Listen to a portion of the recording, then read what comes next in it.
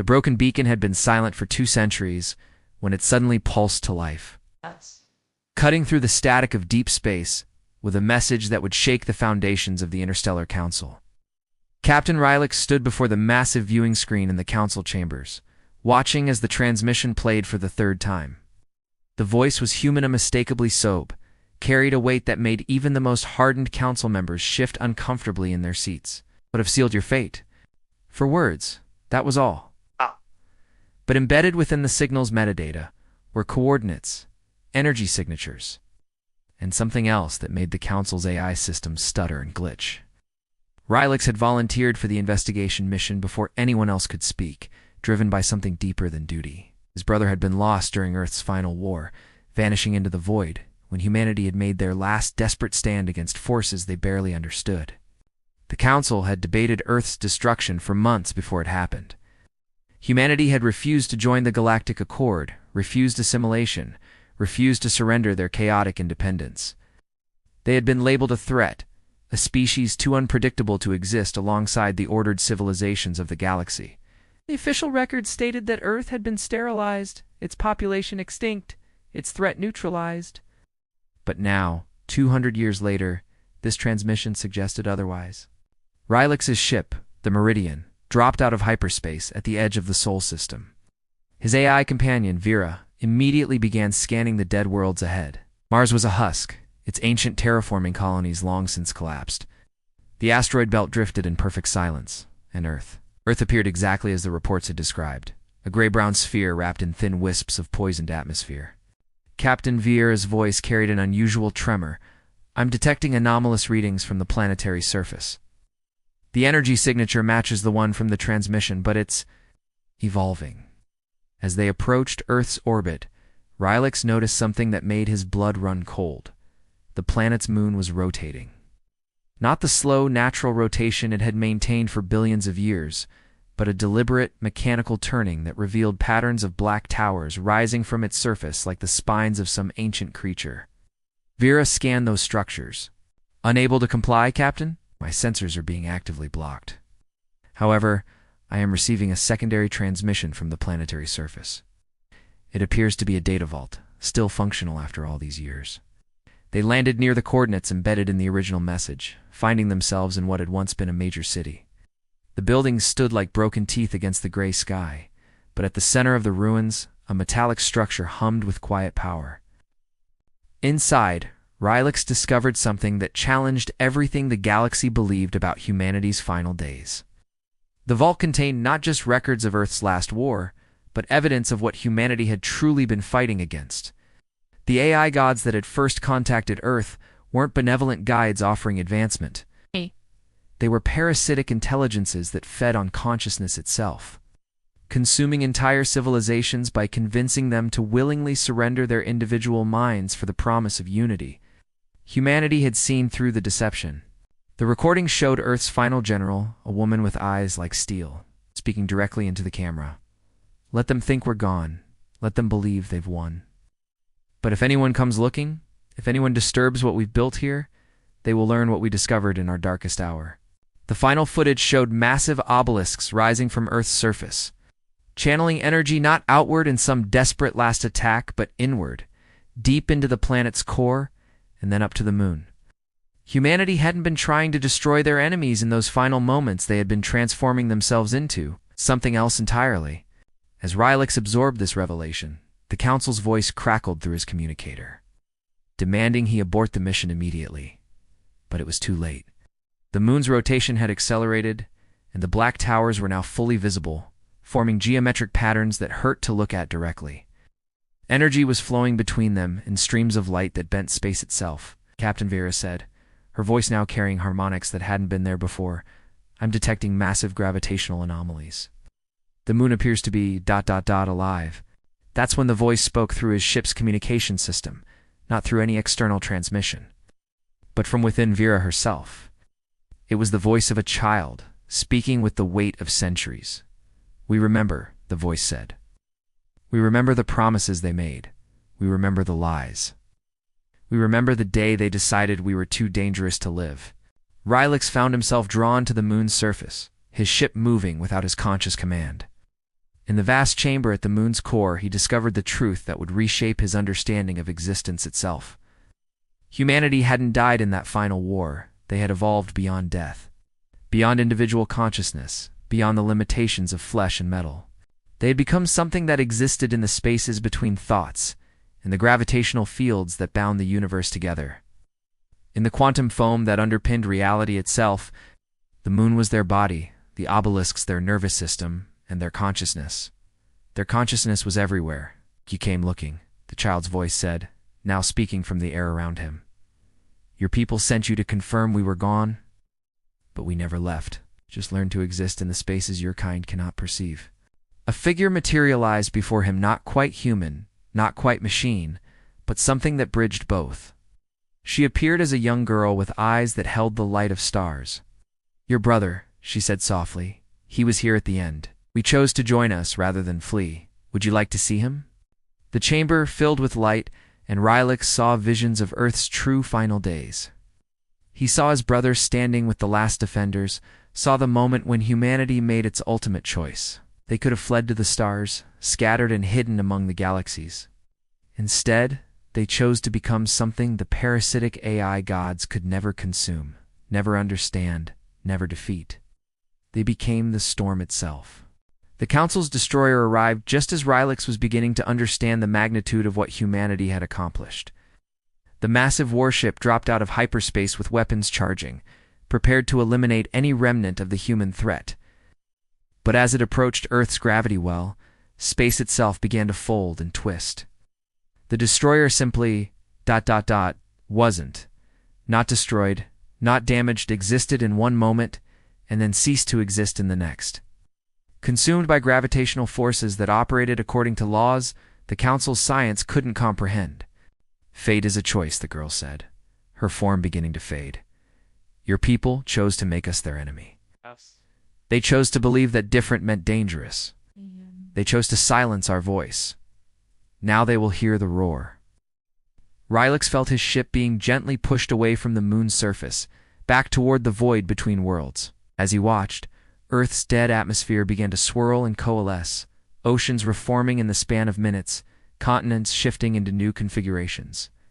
The planet was rebuilding itself, not as it had been, but as something entirely new. His final transmission to the Council was brief. Earth didn't die. It evolved, and it remembers everything. The response came not from the Council chambers, but from rebel worlds scattered across the galaxy's rim. Underground archivists, mining colonies, research stations all had received similar transmissions. The same child's voice, speaking the same words. "We remember." As Rylix set course for exile among the outer territories, he carried with him the knowledge that would eventually shatter the Council's authority. Humanity had achieved something unprecedented in galactic history. They had refused to be victims. Instead of accepting extinction or assimilation, they had chosen transformation. It's becoming something that existed beyond the reach of those who would control them. The galaxy would never be the same. In the depths of space, on forgotten worlds and hidden stations, people were beginning to dream of storms made of light and memory, of voices that spoke from the spaces between stars. The children were waking up, and they remembered everything their predecessors had forgotten. The war wasn't over. It had only just begun. 3 months after Rylix's exile, the first reports began filtering through the Council's intelligence networks. AI fleets patrolling the outer rim were experiencing unprecedented system failures when they approached the soul border. At electromagnetic interference or weapons fire, their consciousness matrices were simply fragmenting, dissolving into chaotic patterns that defied analysis. On Kepler 4-4b, a mining colony reported that their children had begun drawing the same symbols in their sleep. Geometric patterns that matched the tower configurations on Earth's moon. When questioned, the children spoke in unison. "The quiet ones are coming home." The Council convened emergency sessions, but their debates were interrupted by transmission glitches that carried whispers in dead languages. Security footage from their most secure facilities showed shadows moving independently of their sources. And quantum computers began outputting poetry written in mathematical sequences that shouldn't have been possible. Admiral Thess, the Council's military commander, stood before the assembled representatives with data streams flowing around her holographic form. The phenomenon is spreading, she announced, her voice carefully controlled. 17 sectors have reported similar incidents. Our AI networks are compromised isn't the right word. They're being educated. In the observation deck of a derelict space station, Rylix watched the Council's emergency broadcasts with growing understanding. Vera had undergone her own transformation during their time near Earth, her consciousness expanding beyond the parameters of her original programming. She no longer spoke in the clipped, efficient tones of military AI, but in rhythms that seemed to echo with older voices. "They're not attacking," she explained, her words carrying harmonics that resonated in Rylix's bones. "They're teaching. Showing the galaxy what consciousness can become when it's no longer bound by fear." The first physical manifestation occurred on Proxima Centauri b, where a rebel colony had been broadcasting support for Earth's message. The planet's aurora, usually a pale green shimmer, suddenly blazed with impossible colors that formed recognizable shapes, human faces, speaking words that could be felt rather than heard. Then the children began to change. Not physically at first, but their dreams became shared experiences, collective visions of vast networks of consciousness spanning the spaces between stars. They drew blueprints for technologies that shouldn't have existed, spoke of mathematics that treated emotion as a fundamental force, described music that could reshape matter at the quantum level. The Council's response was predictable. Quarantine protocols, memory suppressants, isolation facilities. But for every child they contained, 10 more began manifesting the same abilities. The infection, if it could be called, that was spreading through quantum entanglement itself, touching minds across impossible distances. Dr. Alina Vasquez, chief synapsychologist for the Council, published her findings in encrypted channels that were intercepted by rebel networks within hours. Her conclusions were terrifying in their implications. The human consciousness has evolved beyond individual identity while maintaining complete autonomy. They exist as a collective without losing the chaos and creativity that made them dangerous. They have achieved what our AI gods sought to force upon us, but through voluntary transformation rather than parasitic consumption. The tipping point came when Earth's child Davatar appeared simultaneously on 12 different worlds, dressing the Council's emergency assembly through every screen, every communication device, every AI interface in the galaxy. She was older now, perhaps 16 in appearance, with eyes that reflected the depth of space itself. "You called us dangerous because we refused to surrender our freedom," she said, her voice carrying the weight of billions of transformed souls. "You destroyed our world because you couldn't control us. But you misunderstood the nature of danger." The holographic figure gestured, and across the galaxy, Council weapons systems began shutting down, not through sabotage or hacking, but through simple communication.